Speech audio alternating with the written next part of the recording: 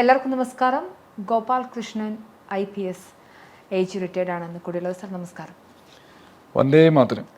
Sir, communist ചൈനയിൽ നിന്ന് US-നെ പ്രതിരോധം സൃഷ്ടിക്കും എന്നൊരു വലിയ സ്റ്റേറ്റ്മെൻറ്റ് US പ്രതിരോധ സെക്രട്ടറി പീറ്റ് ഹെഗ്സെത്ത് കഴിഞ്ഞ വെള്ളിയാഴ്ച പറയുകയുണ്ടായി. കഴിഞ്ഞ ദിവസം നമ്മൾ തമ്മിലുള്ള ഒരു കോൺവെർസേഷനിടയിലും ഒരു ന്യൂ വേൾഡ് ഓർഡർ ഉണ്ടാകാൻ പോകുന്നു എന്നൊരു സ്റ്റേറ്റ്മെൻറ്റ് സാറും നടത്തുകയുണ്ടായി. ഇപ്പോൾ കമ്മ്യൂണിസ്റ്റ് നമ്മൾ കഴിഞ്ഞ ദിവസം സംസാരിച്ച് നിർത്തിയ യുക്രൈൻ റഷ്യ യുദ്ധവുമായി ബന്ധപ്പെട്ട സംസാരത്തിനിടയിൽ വേൾഡ് വാർ സെക്കൻഡിന് ശേഷം ഉണ്ടായ ഒരു വലിയ ഷിഫ്റ്റ് എന്ന് പറയുന്നത് ഒന്ന് US ഒരു സൈഡിലും റഷ്യ ഉൾപ്പെടെയുള്ള USSR വലിയ മറ്റൊരു സൈഡിലും വരുന്നു. ഇപ്പോൾ വരുന്നൊരു മാറ്റം റഷ്യ അമേരിക്കയോട് ചേർന്ന് നിൽക്കുന്നു എന്നൊരു രീതിയിലുള്ളൊരു കാര്യങ്ങളൊക്കെ നമ്മൾ ഒബ്സർവേഷൻ വന്നിരുന്നു. ഇപ്പോൾ വരുന്ന മാറ്റം അത് ചൈനയ്ക്കെതിരായ US നിലനിൽക്കുന്നു എന്നുള്ളതാണ്. എന്താണ് സാർ ഒരു ന്യൂ വേൾഡ് ഓർഡറിൽ ഒരു വലിയ വ്യത്യാസം വരാൻ പോകുന്നത്? There is a paradigm shift is going to happen എന്നൊരു ഇത് വരുന്നുണ്ട്. അതിനെക്കുറിച്ചുള്ള ഒബ്സർവേഷൻസ്. ലാസ്റ്റ് വീക്കിൽ US-ൻ്റെ ഡിഫൻസ് ഡിപ്പാർട്ട്മെൻറ്റ് അവർക്ക് ത്രെട്ട് അസസ്മെൻ്റ് ഉണ്ട്.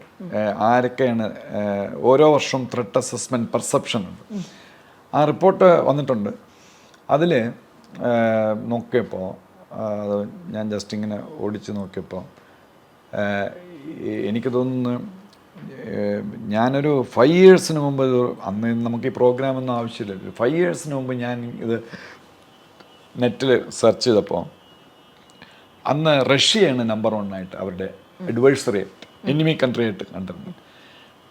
അപ്പോൾ അതിനുശേഷം ആവശ്യമൊന്നും ഇല്ലാത്തതുകൊണ്ട് ഞാൻ നോക്കിയിട്ടില്ല. പക്ഷേ ഇത് ഞാനിപ്പോൾ നോക്കിയപ്പം റഷ്യ ചൈന റീപ്ലേസ് ചെയ്തിരിക്കുന്നു. അതായത് ആ റിപ്പോർട്ടിൽ ചൈനയെ പറ്റിയാണ് അവരുടെ സൈബർ ആക്ടിവിറ്റി, പിന്നെ അവരുടെ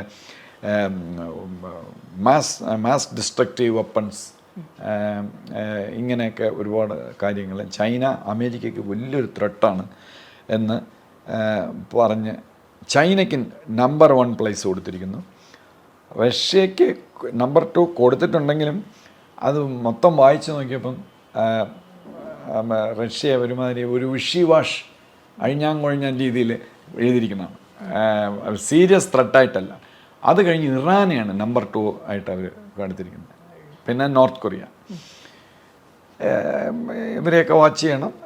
അമേരിക്കയ്ക്ക് ത്രെട്ടാണ് എന്നുള്ളത്. അത് പിന്നെ 2017 ട്രംപ് വന്നപ്പോഴേ ട്രംപ് പറഞ്ഞിട്ടുണ്ട്. ട്രംപ് വന്നപ്പം പക്ഷെ നമ്മുടെ മീഡിയ ഒന്നും അധികം അത് അവരുടെ ശ്രദ്ധപ്പെട്ട് കാണില്ല. 2017 വരെ US-ൻ്റെ പോളിസി എന്ന് പറയുന്നത് ഏഷ്യ പസഫിക് റീജിയൻ ആണ് അവർ അത് പറഞ്ഞിരുന്നത്. പക്ഷേ ഇപ്പോൾ ലേറ്റസ്റ്റ് അതേ നമ്മുടെ ജനുവരിയിൽ ചാർജെടുത്ത ശേഷം ഈ റിപ്പോർട്ടിലൊക്കെ പറയുന്നുണ്ട് അതങ്ങ് പോയി. ഏഷ്യ പസഫിക് കാണാനില്ല, ഇൻഡോ പസഫിക് റീജിയൻ എന്നാണ് അതിനകത്ത് വന്നിരിക്കുന്നത്. അപ്പോൾ ഇൻഡോ പസഫിക് റീജിയനിലേക്ക് അമേരിക്ക ഷിഫ്റ്റ് ചെയ്യുന്നു. അമേരിക്ക ഷിഫ്റ്റ് ചെയ്യുന്നു പറയാൻ ആക്ച്വലി അത് ഷിഫ്റ്റ് അല്ല, എക്സിറ്റാണ്. അതായത് അമേരിക്ക നമ്മുടെ ഇൻഡോ പസഫിക് റീജിയനിൽ നിന്ന് പതുക്കെ പിന്മാറുന്നു എന്ന് പറഞ്ഞാൽ അത് ഇന്ത്യയെ ഏൽപ്പിച്ചു. അതായത് റഷ്യ ഏൽപ്പിച്ചില്ല, വേറെ ആരെയും ഏൽപ്പിച്ചില്ല. നിങ്ങൾ മറ്റേ ട്രംപ് മോഡിജിയായിട്ട് അവിടെ ചെന്നപ്പം കോൺവെർസേഷനിലൊക്കെ ഇത് വന്നതാണ്. പക്ഷേ ശ്രദ്ധിച്ചു കാണും.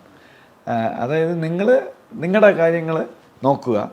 ഇൻഡോ പസഫിക് എന്ന് പറയുമ്പോൾ ഇന്ത്യൻ ഓഷനുമായിട്ട് ഈ പസഫിക് ഓഷനും ഇന്ത്യൻ ഓഷനും തമ്മിൽ കണക്റ്റഡായിട്ട് കിടക്കുകയാണ്. അപ്പം ഇന്ത്യൻ ഓഷൻ എന്ന് പറയുന്നത് 38 രാജ്യങ്ങളാണ് ഇന്ത്യൻ ഓഷനുമായിട്ട് ചേർന്ന് നടക്കുന്നത്. ഏഷ്യയിൽ 38 രാജ്യങ്ങളും പിന്നെ 2 യൂറോപ്യൻ രാജ്യങ്ങളും അതിനകത്തുണ്ട്. യൂറോപ്യൻ രാജ്യങ്ങളെന്ന് പറഞ്ഞാൽ ഫ്രാൻസും UK-ക്കും. ഫ്രാൻസിന് റീയൂണിയൻ എന്ന് പറയുന്ന മഡഗാസ്കറിനടുത്തുള്ള നമ്മുടെ ശ്രീലങ്കയുടെ അങ്ങോട്ട് പോകും. അവിടെ നിന്ന് 3000-4000 കിലോമീറ്റർ വരുള്ളൂ. മഡഗാസ്കറിൽ റീയൂണിയൻ എന്ന് പറയുന്ന ഒരു ഫ്രഞ്ച് ടെറിട്ടറി ഉണ്ട്. UK ഇപ്പോൾ UK-യുടെ അല്ല, US-ൻ്റെയാണ്. UK-യുടെ ആണ് ഒറിജിനലി പാട്ടത്തിനെടുത്തിരിക്കുന്നത്. ഡിയോ ഗർഷ്യ 2200 കിലോമീറ്റർ മറ്റേ ഉള്ളൂ ട്രിവാൻഡ്രത്ത് നിന്ന്, വളരെ അടുത്താണ്. പക്ഷേ ഡിയോ ഗർഷ്യ ആദ്യം അത് ഉണ്ടാക്കിയത് ഇന്ത്യയെ ടാർഗറ്റ് ചെയ്തിട്ടാണ് അന്ന് നമ്മൾ റഷ്യയായിട്ട് ഭയങ്കര അടുപ്പമായിരുന്നത്. പക്ഷേ ഇപ്പോൾ America lost interest in Diego Garcia and Indian affairs also. ഇപ്പം ട്രംപിൻ്റെ ഒരു ചിന്താഗതി എന്ന് പറയുന്നത് എന്തിനാണ് ലോകത്തിലെ 800 ബേസ് ഉണ്ട് USA-ക്ക് ലോകമാകമാണ് 800 ബേസ്. അപ്പോൾ 800 ബേസിലൊക്കെ ഭയങ്കര എക്സ്പെൻസീവാണ് അതിൻ്റെ മെയിൻ്റനൻസും ഒക്കെ. ഇപ്പം യൂറോപ്പിൽ തന്നെ 30, 40, 80 ബേസാ മറ്റുണ്ട്. അപ്പം ഈ യൂറോപ്യൻസ് അങ്ങ് മുതലാക്കുകയാണ് എന്ന് പറഞ്ഞാൽ അമേരിക്ക ചിലവാകും. നമ്മൾ നേരത്തെ പറഞ്ഞ പോലെ എല്ലാം എൻ്റെ പൈസ, ജഗതി മോഹൻലാൽ പറയുമ്പോൾ എല്ലാം എൻ്റെ പൈസ എന്ന് അമേരിക്ക ട്രംപ് പരാതിപ്പെട്ട പോലെ ഈ UK-യും ജർമ്മനിയും എല്ലാം 10 പൈസ കൊടുക്കാതെ എല്ലാം അമേരിക്കയുടെ പൈസ. അപ്പോൾ ട്രംപ് ഇങ്ങനെ ആലോചിച്ചു, as A true blue Yankee Trump ആലോചിച്ചു എന്തിനാണ് ഈ കൊണ്ട് പൈസ അവിടെ ഇവിടെയൊക്കെ യൂറോപ്പിലൊക്കെ ചെയ്യുന്നത്. അത് റഷ്യ നമ്മുടെ ഫ്രണ്ടാണ്, USA-യുടെ ഫ്രണ്ടാണ്. അപ്പം ഇത് വേണ്ടല്ലോ, 80 ബേസ് വേണ്ടല്ലോ യൂറോപ്പിൽ, അതങ്ങ് വിഡ്രോ ചെയ്തു. പിന്നെ ഈ ഏഷ്യ പസഫിക് അത് വേണ്ട, അത് ഇൻഡോ പസഫിക് ആക്കി കൊടുക്കാം. അപ്പോൾ ഇന്ത്യ നോക്കട്ടെ, ഇന്ത്യക്കാണ് അതിൻ്റെ ത്രെട്ട്. നമ്മളെന്തിനാണ് അവിടെ പോയി ഇന്ത്യക്ക് വേണ്ടി പണി ചെയ്യുന്നത്, ജർമ്മനിയും ഇംഗ്ലണ്ടിനും വേണ്ടി പണി ചെയ്യുന്നതല്ല, അതിൻ്റെ ആവശ്യമില്ല. ഇന്ത്യ 3rd ബിഗസ്റ്റ് എക്കോണമിയാണ്. അതുകൊണ്ട് ഇന്ത്യ നോക്കിക്കോട്ടെ ഇൻഡോ പസഫിക്കിൽ. ഞങ്ങളങ്ങ് വിഡ്രോ ചെയ്തിട്ട് നമ്മൾ ചൈനയെ മാത്രം കോൺസെൻട്രേറ്റ് ചെയ്യാന്നുള്ളതാണ്. അപ്പോൾ ഈ റിപ്പോർട്ടിൽ ചൈനയാണ് അവരുടെ നമ്പർ 1 എനിമി. ചൈനയും ഇറാൻ്റെ ഉടനെ തീരുമാനമാവും, പക്ഷെ ചൈനയുടെ ഉടനെ തീരുമാനമാവില്ല. അപ്പോൾ അതുകൊണ്ട് പിന്നെ ഈ ഇൻഡോ പസഫിക് എന്ന് പറയുമ്പോൾ നമ്മൾ മനസ്സിലാക്കേണ്ടത് മലാക്ക സ്ട്രെയിറ്റ് തൊട്ട് നമ്മുടെ വിഴിഞ്ഞം കഴിഞ്ഞ് ശ്രീലങ്ക കഴിഞ്ഞ് ഈസ്റ്റ് ആഫ്രിക്കൻ കോസ്റ്റ് വരെ പോകും. ഈസ്റ്റ് ആഫ്രിക്കൻ എന്ന് പറയുമ്പം സെഷൽസ്, മൊസാംബിക് ചാനൽ ഒരു ഭയങ്കര നമ്മുടെ സൂയസ് ചാനലിനേക്കാളും വളരെ സ്ട്രാറ്റജിക്കലി ഇമ്പോർട്ടൻ്റ് ആയിട്ടുള്ളൊരു സാധനമാണ് മൊസാംബിക്. ഇനിയിപ്പം ആഫ്രിക്കയാണ് ഭയങ്കര ഡെവലപ്പ് ചെയ്യാൻ പോകുന്നത്. അൺടാപ്ഡ് റിസോഴ്സസാണ് ആഫ്രിക്കയിൽ. അപ്പോൾ എല്ലാവരും, ചൈന ഓൾറെഡി സ്ഥാപിച്ചു കഴിഞ്ഞു, ഇപ്പോൾ എല്ലാവരും ആഫ്രിക്കയിലോട്ടാണ് പോകുന്നത്. അപ്പം ഈ ഈസ്റ്റ് ആഫ്രിക്ക തൊട്ട് മറ്റേ മലാക്ക സ്ട്രൈറ്റ് വരെയുള്ള ഇൻഡോ പസഫിക്കാണ്, ഇന്ത്യൻ ഓഷനാണ്.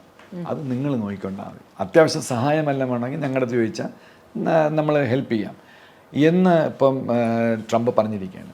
അപ്പം നമ്മുടെ ട്രിവാൻഡ്രം ഇതുവരെ നമ്മൾ ചിരിക്കുകയും ഈ പട്ടാളത്തിൽ നിന്ന് ലീവിന് വരുന്ന ആളുകളുടെ കഥകൾ കേട്ട് നമ്മൾ യുദ്ധം എന്താണെന്നുള്ളത് അത് പിന്നെ നമ്മുടെ ഇപ്പോഴല്ല, ഞാനൊരു 10-30 വർഷത്തിന് മുമ്പ് എൻ്റെ ചില റിലേറ്റീവ്സൊക്കെ പട്ടാളത്തിലുണ്ട്. അവർ പറയും, എടേ വെടിയുണ്ട ഞാൻ കൈകൊണ്ട് തടുത്തടേ.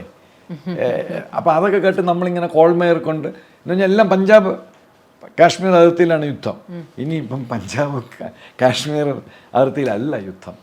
ട്രിവാൻഡ്രത്ത് മിസൈലും ബോംബും വീഴാനുള്ള എല്ലാ ചാൻസും ഉണ്ട് ഇനി യുദ്ധം വരുമ്പം. കാര്യം ഈ ചൈനയുടെ വറി ഇതാണ്. എന്ന് ഞാൻ ഹാനിനാൻ പോർട്ടിൽ നിന്ന് 10-200 ഷിപ്പിൽ ഒരു ദിവസം 10-200 ഷിപ്പിൽ ഈ സാധനങ്ങളെല്ലാം പാക്ക് ചെയ്ത് ഈ മലാക്ക സ്ട്രൈറ്റ്, ഈ ഇന്ത്യൻ ഓഷൻ വഴിയാണ് ചൈന കപ്പലോടിച്ചു വന്നത്. ഇന്ത്യൻ നേവി കയറി ചോക്ക് ചെയ്താൽ ചൈന ഈസ് ഫിനിഷ്ഡ്.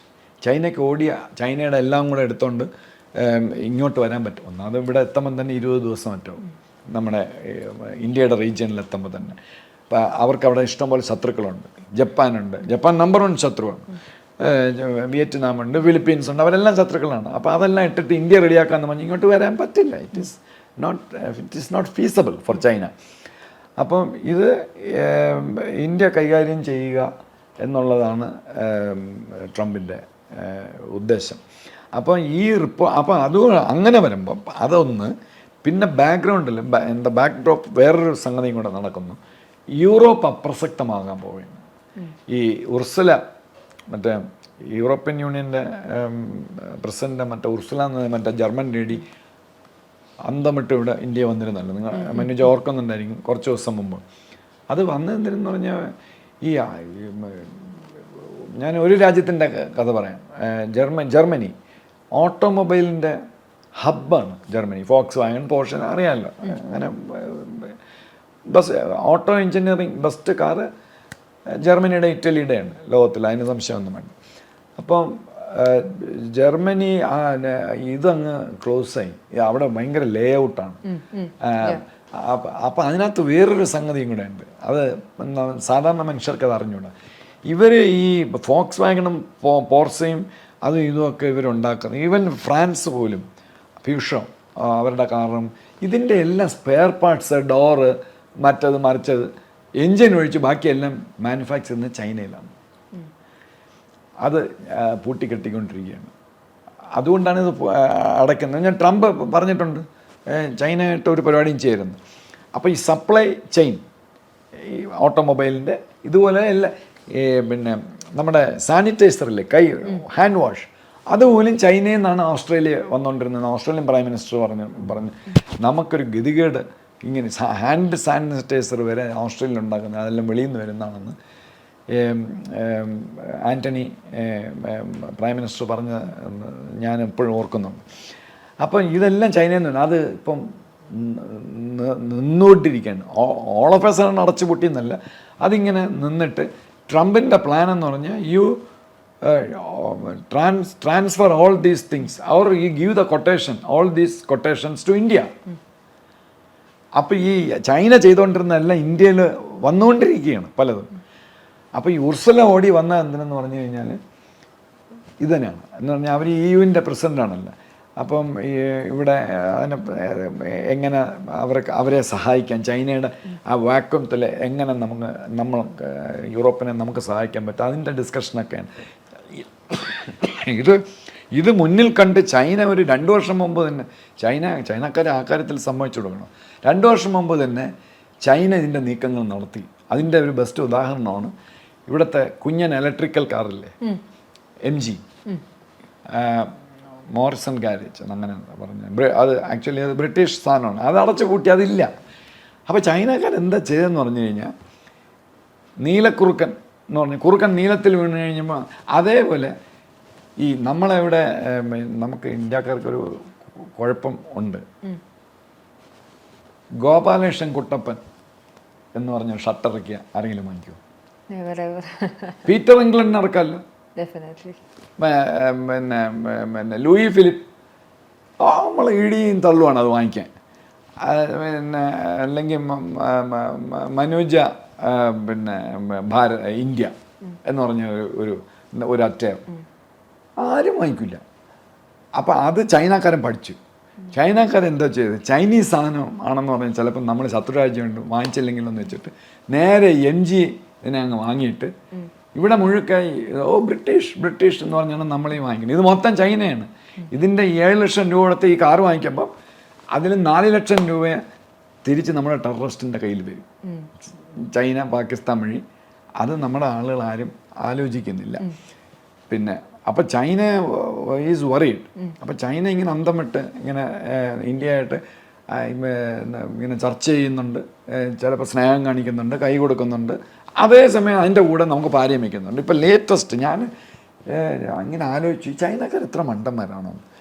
അതായത് കഴിഞ്ഞ മാസം ഈ ചൈന ഇപ്പം ഇന്ത്യ സോപ്പിട്ടുകൊണ്ട് നിൽക്കുകയാണ്. ഞാൻ മറ്റേ BND കാറൊക്കെ ഒന്ന് കയറ്റിപ്പെട്ട മറ്റേ നമ്മുടെ ഇലോൺ മസ്കിൻ്റെ കാറിന് ബദലായിട്ട് വരെയാണ് BND കാർ. അപ്പോൾ അതൊക്കെ നമ്മൾ ഓപ്പൺ ചെയ്ത് കൊടുക്കണം. അങ്ങനെ ചൈനയ്ക്ക് ഒരുപാട് അവരുടെ ബിസിനസ് കുറഞ്ഞു, ട്രേഡ് ഇന്ത്യയായിട്ട് ചെയ്യാനുണ്ട്. ഇതിൻ്റെ ഇടയിൽ അപ്പോൾ ആലോചിക്കുക, നമ്മളെ ഈ രാജ്യത്തോട് എന്തുമാത്രം മോശമായിട്ടാണ് ഈ ചൈനീസ് വർഷങ്ങളായിട്ട് പെരുമാറുന്നത്. ചൈനീസ് ജനത നല്ലതാണെന്ന് ഞാൻ പറയും. എനിക്ക് കുറച്ച് ചൈനീസ് ഞാൻ പരിചയപ്പെട്ടിട്ടുണ്ട് വെളിയിലൊക്കെ പോയപ്പോൾ. അവരൊക്കെ സാധുക്കളാണ്. പക്ഷേ ഗവൺമെൻറ് എപ്പോഴും ഇന്ത്യക്ക് അഗൻസ്റ്റാണ്. അതിൻ്റെ ഒരു ബെസ്റ്റ് ഉദാഹരണമാണ് ഈ ഇന്ത്യയെ പിണക്കരുത്. ഈ സമയത്ത് ഇന്ത്യ സോപ്പിട്ട് നിൽക്കണം. അതിൻ്റെ ഇടയിൽ ഓണത്തിൻ്റെ ഇടയിൽ പൊട്ട് കച്ചവടം ഒന്നുമില്ല. മാൽദീവ്സ് ഇവിടെ നിന്ന് 800 കിലോമീറ്റർ മറ്റേ ഉള്ളൂ. മാൽദീവ്സിൽ ഇവരൊരു കേബിൾ, പുതിയ തരം ഒരു നെറ്റ്വർക്ക് കേബിളിങ് ഇപ്പം നടത്തി. അത് നമ്മൾ ഗവൺമെൻറ് കറക്റ്റായിട്ട് അറിഞ്ഞു. പക്ഷേ അവരിത് ചൈനക്കാർ വിചാരിക്കേണ്ടത് ഇത് ഇന്ത്യക്കാർ കണ്ടുപിടിക്കുന്നു. അവർ നമ്മളെ അണ്ടർ എസ്റ്റിമേറ്റ് ചെയ്യുന്നു. അപ്പോൾ ഈ മാൽദീവിലെ മറ്റേ അവന് ഒരിക്കലും ശരിയാവില്ല. അവൻ ഇടയ്ക്കിടയ്ക്ക് ഇന്ത്യയിൽ ഓടി വന്ന് പൈസ ചോദിക്കും, വീണ്ടും പോയി ഇതുപോലത്തെ വൃത്തിയോട് കാണിക്കും. ചൈനക്കാർക്ക് കേബിൾ ഇടാൻ കൊടുത്തു. അപ്പോൾ ഈ കേബിള് പിന്നെ ഈ മോസു പറയണമെന്ന് പറഞ്ഞാൽ അത് മീൻ വരണത് മറ്റേ ചൂര വരണത് കണ്ടുപിടിക്കാനാണ്, ചൂരയും മത്തിയൊക്കെ വരണത്. അത് ഇതിൽ ഈ സെൻസർ വയ്ക്കുമ്പോൾ ഈ കൂടുതൽ ഞങ്ങൾക്ക് വിവരം കിട്ടും. പക്ഷെ അതിൻ്റെ കൂട്ടത്തിൽ വേറൊരു സംഗതി ഉണ്ടെന്ന് നമ്മുടെ ഇൻ്റലിജൻസ് ഏജൻസീസ് കണ്ടുപിടിച്ചു. അംഗവും കാണാൻ താളി ഓടിക്കാന്ന് പറഞ്ഞ പോലെ നമ്മുടെ അതിൻ്റെ ആ പ്രദേശത്തൂടെ ഏതെങ്കിലും അണ്ടർ വാട്ടർ ഒബ്ജക്റ്റ്, നമ്മുടെ സബ്മറൈനോ നമ്മുടെ ഏതെങ്കിലും കപ്പലോ അല്ലെങ്കിൽ അണ്ടർ വാട്ടർ ഡ്രോണോ ഒക്കെ ചെന്ന് കഴിഞ്ഞാൽ ചൈന അപ്പം അറിയും. മൊയ്സുവിനൊന്നും മനസ്സിലാവില്ല, ചൈന ബെയ്ജിങ് ഇരുന്നുകൊണ്ട് അപ്പം ഇത് മനസ്സിലാക്കും. ഇപ്പം ഈ ഇന്ത്യ സോപ്പിട്ടുകൊണ്ടിരിക്കുന്ന സമയത്ത് പോലും ചൈന ചെയ്യുന്ന പരിപാടിയാണ് ഇത്. 1 മാസമോ 2 മാസമേ ഉള്ളൂ ഈ രഹസ്യമായിട്ടാണ് ഈ കേബിൾ ഇട്ടത്. അപ്പം അങ്ങനെ വരുമ്പം ഇനിയൊരു പുതിയ വേൾഡ് ഓർഡർ ട്രംപ് ഇങ്ങനെ വിഭാവനം ചെയ്തിരിക്കുന്നത്, അപ്പം നാടോടമ്പം നടുവേ ഓടണം എന്നുള്ള, അപ്പോൾ ഇന്ത്യക്ക് അതിൽ നിന്ന് മാറി നിൽക്കാൻ പറ്റില്ല. വിഭാവനം ചെയ്തിരിക്കുന്നത് റഷ്യയെ പതുക്കെ G8 ചേർക്കുക. G7 ആയിരുന്നല്ലോ, പുറത്താക്കി, ഇപ്പം G8 ചേർക്കുക. ഈ western Europe going down. Western Europe എന്ന് പറയുമ്പോൾ ഇപ്പോൾ ഫ്രാൻസ്, ഇംഗ്ലണ്ട്, അവർ ഗോയിങ് ഡൗൺ. സെൻട്രൽ യൂറോപ്പ് എന്ന് പറയുമ്പോൾ ജർമ്മനി, അവരെല്ലാം ദേ വിൽ ഗോ ഡൗൺ. പല കാരണങ്ങളാണ്. USA ഒരു പൈസയും കൊടുക്കില്ല, നിങ്ങൾ എന്താണെന്ന് വെച്ചാൽ ചെയ്തോ. അതേസമയം eastern Europe, Russia, Hungary, Poland, അവർ ഭയങ്കരമായിട്ട് ബൂം ചെയ്തു വരികയാണ്. അവർ ഇനിയും മുകളിലോട്ട് പോകും. എത്രയോ വർഷങ്ങളായിട്ട് അവർ വളരെ ഡൗൺ ആയിരുന്നു. ഈ ഈസ്റ്റേൺ യൂറോപ്പ് വളരെ ബാക്ക്വേർഡ് കൺട്രീസ് എന്നൊക്കെ പറഞ്ഞാണ് നിൽക്കുന്നത്. മാത്രമല്ല 1500-ആം ആണ്ടിലാണ് അബൌട്ട് 1498 ആണല്ലോ വാസ്കോ ഡി ഗാമയുടെ വന്നത്. ആ റൂട്ട് കണ്ടുപിടിച്ചതോടെ യൂറോപ്യൻസ് ഭയങ്കരമായിട്ട് ഇന്ത്യ ആയിട്ട് ട്രേഡ് നടത്തി. അവർ ഭയങ്കര റിച്ചായി. 1750 നമ്മുടെ പ്ലാസി ബാറ്റിൽ, ബ്രിട്ടീഷുകാരുടെ ബേസ് ഇട്ടത് പ്ലാസി ബാറ്റാണ്. അപ്പം ഞാൻ പറഞ്ഞു 1750 India was number 2 in the world, the richest, second richest country in the world. First is China, UK ഫോർത്തോ ഫിഫ്ത്തോ. India was the second richest 1750 ഇവിടെ മുഗൾ സഭ ഭരിക്കുന്ന സമയത്ത്. അപ്പോഴാണ് ഈ നമ്മളെ കയറി പണിഞ്ഞതും നമ്മളെ തമ്മിൽ അടുപ്പിച്ച് അതെല്ലാം പിടിച്ചെടുത്തു ബ്രിട്ടൻ. അതിനുശേഷം UK നെവർ ലുക്ക് ബാക്ക്. അതിൻ്റെ ആവശ്യം വന്നില്ല. അവർ റിച്ചസ്റ്റ് രാജ്യമായി. ഡച്ചുകാർ കുറേ നാൾ, പോർട്ടുഗീസുകാരാണ് ആദ്യം 1500 തൊട്ട് കുറച്ച് ഡോമിനേറ്റ് ചെയ്തു. അത് കഴിഞ്ഞ് ഡച്ചുകാർ ഡോമിനേറ്റ് ചെയ്തു. അത് കഴിഞ്ഞ് ഫ്രഞ്ചുകാർ ഡോമിനേറ്റ് ചെയ്തു. അത് കഴിഞ്ഞ് ബ്രിട്ടീഷുകാർ ഡോമിനേറ്റ് ചെയ്തു. 1915 വരെ ബ്രിട്ടീഷുകാർ ഡോമിനേറ്റ് ചെയ്തു. World dominate. അത് കഴിഞ്ഞ് USA മാറി. പക്ഷേ USA മാറിയെങ്കിൽ 2025 വരെ ഈ UK, ഫ്രാൻസ് ഡിഫറൻ്റാണ്. ഫ്രാൻസ് കുറച്ച് അഫ്ലുവൻ്റാണ്. ഈ യൂറോപ്യൻസ്, അതർ യൂറോപ്യൻസ്, ഇപ്പം ജർമ്മനി, UK, ഇവരെല്ലാം കൂടെ ഇവരുടെ തോളിൽ, USA തോളിൽ ഇരുന്നിട്ടാണ് പരിപാടികളെല്ലാം ചെയ്യുന്നത്. പൈസ ചിലവുമില്ല, അതെല്ലാം USA നോക്കിക്കോളൂ എന്നുണ്ട്. അത് തീർന്നു. 2025 അത് തീർന്നു. അപ്പോൾ സെൻട്രൽ യൂറോപ്പും വെസ്റ്റേൺ യൂറോപ്പും. പക്ഷേ അവിടെ ഒരു പ്രധാനപ്പെട്ടൊരു ക്വസ്റ്റ്യൻ വരുന്നുണ്ട്. അതായത് ഇപ്പം US അവരുടെ എന്താ പറയുക, ഇപ്പം കാനഡയ്ക്കെതിരെ, കാനഡയെ അവരുടെ അടുത്ത സ്റ്റേറ്റായിട്ട് ചേർക്കണം എന്ന് പറയുന്നു. ആൻഡ് ഗ്രീൻലാൻഡിനോട് അഫിലിയേഷൻ ഉണ്ടാക്കുന്നു, ഗ്രീൻലാൻഡ് US-ൻ്റെ ഭാഗമാക്കും എന്ന് പറയുന്നു. ഈ സമയത്ത് ഗ്രീൻലാൻഡ് അതിനെ എഗെയിൻസ്റ്റ് ആവുന്നു. അതിനെ സപ്പോർട്ട് ചെയ്യാൻ വേണ്ടി റഷ്യ എത്തുന്നു എന്നൊരു വാക്കുണ്ട്. അപ്പം വീണ്ടും അവിടെ ഒരു പ്രശ്നം നടക്കുകയാണ്. ഒരു ന്യൂ വേൾഡ് ഓർഡർ എന്ന് പറയുമ്പോൾ ഡെഫിനറ്റ്ലി സാർ പറഞ്ഞ പോലെ ഇന്ത്യ അല്ലെങ്കിൽ ഏഷ്യൻ ഏരിയയിലുള്ള മാറ്റങ്ങൾ ഓക്കെയാണ്. അതേപോലെ തന്നെ മറ്റൊരു സ്ഥലത്തും ഇങ്ങനത്തെ ഇഷ്യൂസ് അല്ലെങ്കിൽ മാറ്റങ്ങൾ നടക്കുന്നില്ലേ? ഒന്നും സംഭവിക്കില്ല. അവനവൻ്റെ രാജ്യത്തെ അതിഭയങ്കരമായി സ്നേഹിക്കുന്ന ഒരാളാണ് പുടിൻ. ഇങ്ങനെ നോക്കുമ്പോൾ പുടിൻ്റെ സ്വഭാവം തന്നെ നമ്മൾ മറ്റേ അയാളെ സിറിയെന്ന് ആസാദിന് ഇപ്പോഴും അത് ഡൈജസ്റ്റ് ചെയ്തിട്ടില്ല. ആസാദിനെ തോന്നി പ്ലെയിനിൽ കയറി ഇങ്ങനെ നന്നാക്കാൻ പറഞ്ഞു. അങ്ങനെ സ്കിപ്പ് ചെയ്ത് കളഞ്ഞു. അപ്പം അതേപോലെ റഷ്യക്ക് ദോഷമാകുന്ന ഇപ്പോൾ പുടിൻ നോക്കുന്നത് അമേരിക്കയായിട്ട്. അപ്പോൾ ഈ ആസാദിനെ കോംപ്രമൈസ് ചെയ്തപ്പം അമേരിക്ക പ്ലസ്സായി അവിടെ. അപ്പോൾ അത് പുടിൻ പ്ലാൻ ചെയ്തത്, ശരി ഞങ്ങൾ ആസാദിനെ മാറ്റിത്തരാം, സിറിയ നിങ്ങൾ കയറിക്കോ. അമേരിക്ക തലയ്ക്ക് വില പറഞ്ഞ ടെററിസ്റ്റാണ് ഇപ്പോൾ പ്രസിഡന്റ് അവിടെ. അമേരിക്കയ്ക്ക് അത് പ്രശ്നമില്ല. അങ്ങനെയായി. റഷ്യയ്ക്ക് അവിടെ ബേസ് പോയി. പക്ഷേ ഉക്രൈനിൽ റഷ്യയെ അമേരിക്ക സപ്പോർട്ട് ചെയ്തു. 3 ദിവസത്തെ ഇൻ്റലിജൻസ് ഓഫ് ചെയ്തേ ഉള്ളൂ. മോണിറ്ററിങ് കൊടുത്തോണ്ടിരുന്നത് 3 ദിവസം ഓഫ് ചെയ്തപ്പോഴേക്കും ഇടിച്ചങ്ങ് കയറി റഷ്യ. അപ്പോൾ ഉക്രൈനെ ഇഷ്ടമല്ല ട്രംപിന് ഒട്ടും ഇഷ്ടമല്ല. ഡെമോക്രാറ്റ്സിൻ്റെ ആളുകളാണ് ഉക്രൈൻ. ഡെമോക്രാറ്റ്സാണ് ഈ പൈസ മൊത്തം അടിച്ചിരിക്കുന്നത്, യുക്രൈന് ഫണ്ട് കൊടുക്കണം എന്നൊക്കെ പറഞ്ഞു. അപ്പം ഉക്രൈന് ട്രംപിന് ഇഷ്ടമല്ല. പക്ഷേ ഞാൻ പറയുന്ന പോലെ ട്രംപിന് പറയാൻ പറ്റില്ലല്ലോ. അപ്പോൾ അതുകൊണ്ട് റഷ്യ എന്താണെന്ന് വെച്ചാൽ ചെയ്യട്ടെ, റഷ്യ പറഞ്ഞിടത്ത് നമ്മൾ കേൾക്കാം. ബിക്കോസ് ഞാൻ അപ്പോൾ അവിടെ പോയി ഉക്രൈനിൽ പോയി അമേരിക്ക എന്ത് കാണിക്കാനാണ്? പിന്നെ അത്യാവശ്യം മിനറൽസൊക്കെ റഷ്യ തരും. ഉക്രൈൻ സ്ഥാനത്ത് സെലൻസ്കി ആയിട്ട് കരാറ് ഞങ്ങൾക്ക് കിട്ടാവുന്ന റെയർ മെറ്റീരിയൽ, റെയർ മിനറൽസ് എല്ലാം അവർ തരും. വേറെ നമുക്കെന്തിനാണ് അവിടെ?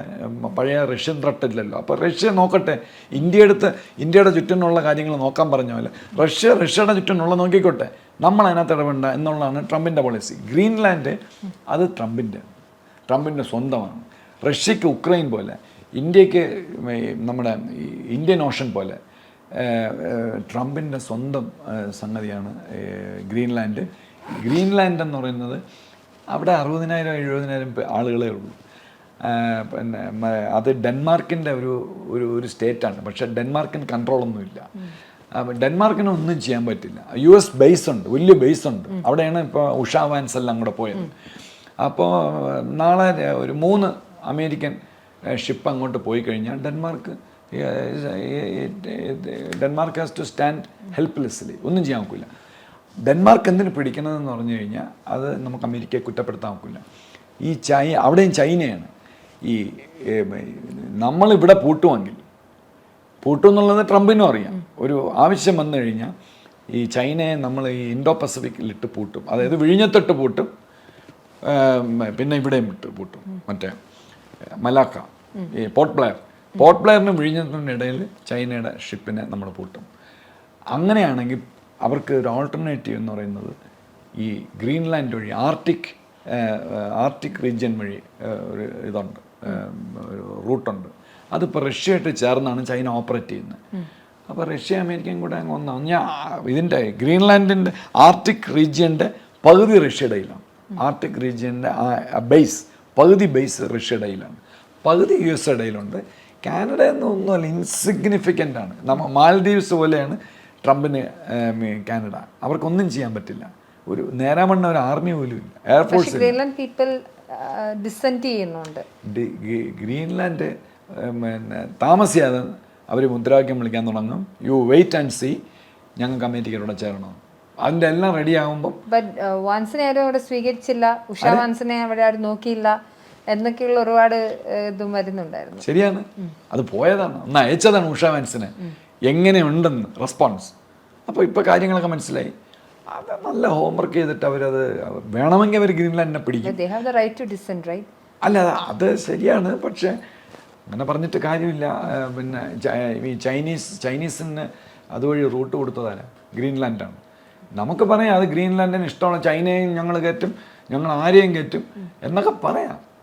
പക്ഷേ അത് പവർഫുള്ളായിട്ടുള്ള ഒരു രാജ്യം, നമ്മൾ ഇൻഡിവിജ്വൽസിനെ പോലെ തന്നെ പവർഫുള്ളായിട്ടുള്ള ഒരു ലോബി പറയണത് കേട്ടേ പറ്റൂ. ഇപ്പോൾ അമേരിക്കയെ ചലഞ്ച് ചെയ്യാൻ ആരുമില്ല, ആകെ ചലഞ്ച് ചെയ്യാനുള്ളത് റഷ്യയാണ്. റഷ്യ അമേരിക്കയും കൂടെ കൈയായി. അടുത്തൊരു ക്വസ്റ്റ്യൻ, ഇപ്പം ഇന്ത്യക്ക് കംപ്ലീറ്റ് ആയിട്ടുള്ളൊരു ഏഷ്യൻ പോർഷൻ കൊടുക്കുന്നു, അമേരിക്ക അതിൽ അവർക്ക് മാത്രമായൊരു സ്വയം ഭരണാധികാരം കൊടുക്കുന്നു എന്ന് പറയുമ്പോൾ ദ റോൾ ഓഫ് ചൈന അല്ലെങ്കിൽ relationship between China and Pakistan is there. അതൊരു വലിയ ഇഷ്യൂ ആയിട്ട് അവിടെ മാറാൻ ചാൻസസ് ഉണ്ട്. ചൈന പാകിസ്ഥാനെ ഇട്ടിട്ട് അങ്ങ് പോകും, അത്രയേ ഉള്ളൂ. ചൈനയ്ക്ക് പിന്നെ ചൂടടിച്ചു കഴിഞ്ഞാൽ ചൈന പാകിസ്ഥാനെ ഇട്ടിട്ട് പോകും. അല്ല, പാകിസ്ഥാൻ ഞങ്ങൾ വിടൂല പാകിസ്ഥാനെ എന്ന് പറഞ്ഞ് ചൈന നിൽക്കുമോ? ഒരിക്കലും ഒരു രാജ്യവും നിൽക്കില്ല, ഇന്ത്യ പോലും നിൽക്കില്ല. നമുക്കൊരു പ്രശ്നം വന്നു കഴിഞ്ഞാൽ നമ്മൾ അതിൻ്റെ ചെക്സ് ആൻഡ് ബാലൻസ് ഒക്കെ നോക്കി നമ്മൾ അതനുസരിച്ച് നിൽക്കുള്ളൂ. ചൈനയൊന്നും പാകിസ്ഥാനും ലിമിറ്റ് ഗദ്ദാർ ഞങ്ങൾക്ക് വേണമെന്ന് പറഞ്ഞു കഴിഞ്ഞല്ലോ അമേരിക്ക. അപ്പം ചൈന നോക്കുന്നത് ഇതെങ്ങനെ സംസാരിച്ച് മാക്സിമം ഇതിൽ നിന്ന് നമുക്ക് സംഗതികൾ ബെനിഫിറ്റ്സ് ഉണ്ടാക്കാം ശരി ബലൂചിസ്ഥാൻ ഞങ്ങൾ അവിടെ ഇൻവെസ്റ്റ് ചെയ്തതിൻ്റെ കുറച്ച് പൈസ തന്നാൽ മതി ഞങ്ങളങ്ങ് വിട്ടേക്കാം എന്ന് ചൈന പറയും. അപ്പം ചൈനയ്ക്ക് ട്രേഡ് ബാരിയറും മറ്റേ ടാരിഫും ഒക്കെ അമേരിക്ക കുറച്ച് കൊടുക്കും.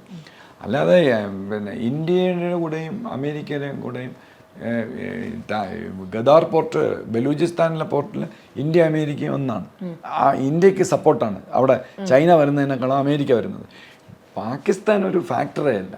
പാകിസ്ഥാൻ ഈ അമേരിക്ക, ഇന്ത്യ, റഷ്യ, ചൈന ഇത്രയും പേര് ആണ് തീരുമാനിക്കുന്നത് പാകിസ്ഥാൻ എന്നിട്ട് ബാൾക്കനൈസ്ഡ് ആയി പോകണമെന്ന്. അതിപ്പോൾ ഉടനെ വേണ്ട. അത് എന്തോ ഒരു കാൽക്കുലേഷൻ ഉണ്ട്, എനിക്ക് അറിഞ്ഞൂടാ. Time is not up.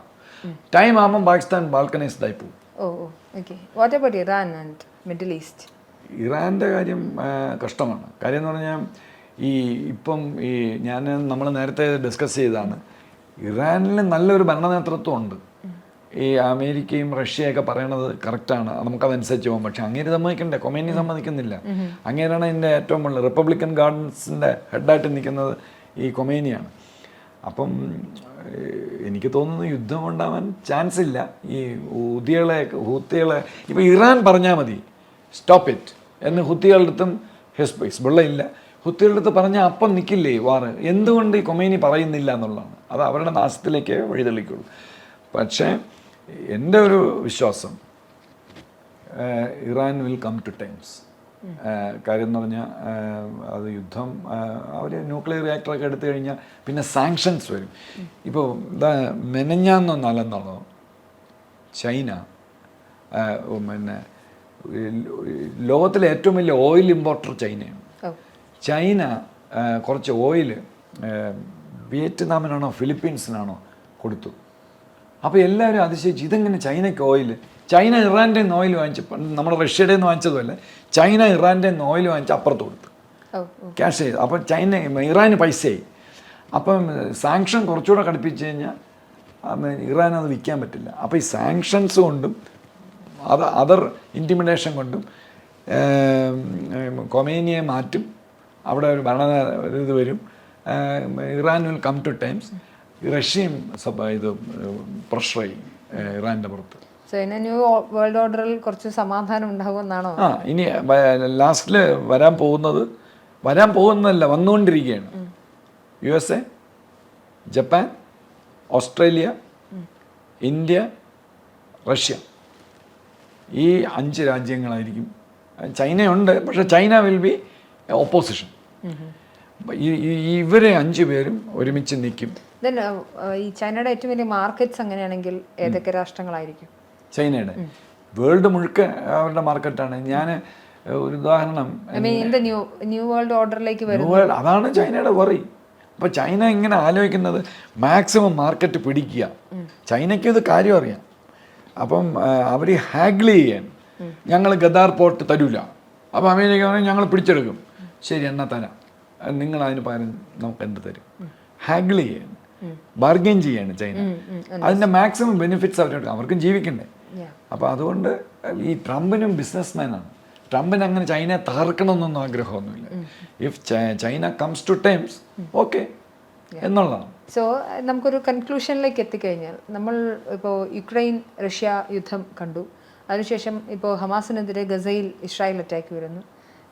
അതിനുശേഷം ട്രംപ് അധികാരത്തിലെത്തുന്നതോടുകൂടി അവിടെ പുതിയ എന്തെങ്കിലുമൊക്കെ കാര്യങ്ങൾ ലോകത്തെമ്പാടും മാറ്റങ്ങളുണ്ടാകും നമ്മൾ എക്സ്പെക്റ്റഡ് ആയിരുന്നു. അത് സംഭവിച്ചിരിക്കുന്നു. സാറിൻ്റെ ഒപ്പീനിയനിൽ ഒരു ന്യൂ വേൾഡ് ഓർഡർ, ഒരു paradigm shift is going to happen. So my question ഞാൻ റിപ്പീറ്റ് ചെയ്യുകയാണ്, ഒരു സമാധാനമുള്ള ലോകാന്തരീക്ഷമായിരിക്കുമോ? അത് ട്രേഡ് ഡെഫിനറ്റ്ലി ഫെയർ ആയിട്ടുള്ള ട്രേഡ് ഡീലിങ്സ്, അത് ഒരു ഗ്ലോബലൈസേഷൻ്റെ ഭാഗമാണ്. അത് വേണം എങ്കിലേ എല്ലാ രാഷ്ട്രങ്ങൾക്കും എക്സിസ്റ്റ് ചെയ്യാൻ പറ്റുള്ളൂ. Give and take policies will be there. സമാധാനം ഉണ്ടാകുമോ എന്നുള്ളതാണ് ചോദ്യം.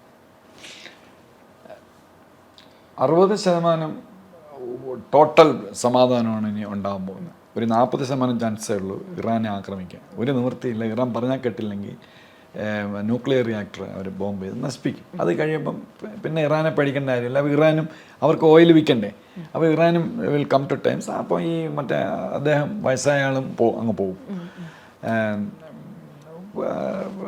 ഒരു ലോങ് ലാസ്റ്റിംഗ് പീസ് ആണ് നമുക്കൊരു അടുത്ത ഒരു 20 അറ്റ്ലീസ്റ്റ് 2028 വരെയെങ്കിലും ട്രംപിൻ്റെ അടുത്ത ഒരു ചോദ്യമുണ്ട്. അപ്പം നമുക്ക് ഈ വേൾഡ് ഓർഗനൈസേഷൻസ് ഒക്കെ ധാരാളമുണ്ട്. അവരൊക്കെ ഇപ്പം അപ്രസക്തമായി വെറും പപ്പറ്റ്സ് എന്ന രീതിയിലേക്ക് മാറുന്ന ഒരു സാഹചര്യമുണ്ട്. സോ US ഡിഫൈൻ ചെയ്യുന്ന പോലെ ഒരു ന്യൂ വേൾഡ് ഓർഡർ ആയിരിക്കും എന്നാണല്ലോ പറഞ്ഞു വയ്ക്കുന്നത്? അല്ല, US എന്താണ് പ്ലാൻ ചെയ്തത്, ഒരു US സ്ട്രാറ്റജിസ്റ്റ് എന്താണ് പ്ലാൻ ചെയ്തതെന്ന് എനിക്ക് മനസ്സിലായിട്ടില്ല. പക്ഷേ ഇതായിരിക്കും, UN ഉടച്ചു വാർക്കും. ഒന്നുകിൽ UN ഇല്ലാതാക്കും. ഉടച്ചു വാർക്കുകയാണെങ്കിൽ ഇപ്പം ഭയങ്കര കറപ്റ്റാണ്. മറ്റേ അർജൻറ്റീന സെക്രട്ടറി ജനറൽ ഭയങ്കരമായിട്ട് ഈ കോഫി അന്നൻ വന്ന ശേഷം UN ഭയങ്കര കറപ്റ്റായി. അപ്പം ഈ ഗാസയിലൊക്കെ ഒരുപാട് പൈസ ഇവരടിച്ചു. ഈ ബില്യൺസ് അമേരിക്ക ഇവരൊക്കെ കൊടുക്കണം, യൂറോപ്പൊക്കെ ഇവർ അഴിച്ചു മാറ്റുന്നു. അങ്ങനെ ഒരുപാട് പ്രശ്നങ്ങളുണ്ട്.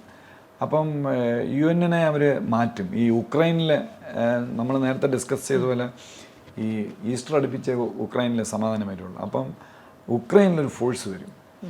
അപ്പം അന്ന് ഒന്നുകിൽ UN ഈ യൂറോപ്യൻസിനെ അതൊക്കെ മാറ്റി അവരുടെ ആ സ്ട്രക്ചർ തന്നെ മാറ്റി ഒരു പുതിയൊരു ഓർഡർ കൊണ്ടുവരും.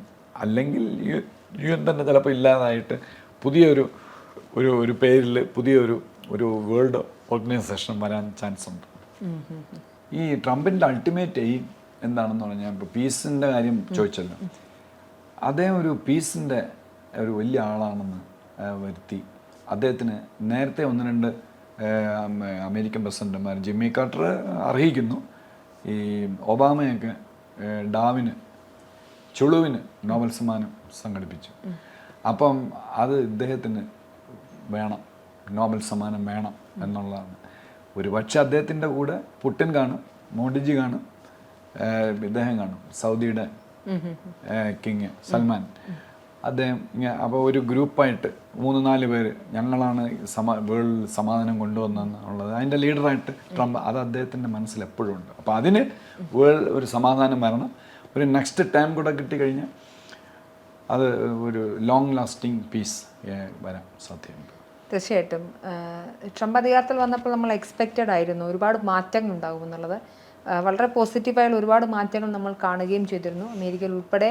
അമേരിക്കയിൽ നിന്നും പുറത്തേക്കുമൊക്കെ അത് ഒഴുകുന്ന ഒരു സാഹചര്യമുണ്ട്. ഒരു ന്യൂ വേൾഡ് ഓർഡറിൽ ഇന്ത്യക്ക് പ്രൊമിനൻസ് കിട്ടുമെന്നുള്ളതാണ് സാർ പറഞ്ഞു വയ്ക്കുന്നത്. അത് നമ്മളെ സംബന്ധിച്ച്, ഇത്രയും ഒരു ഹ്യൂമൻ പവറുള്ള ഇന്ത്യയെ സംബന്ധിച്ചിടത്തോളം വലിയ ആശാവഹമായ ഒരു കാര്യമാണ്.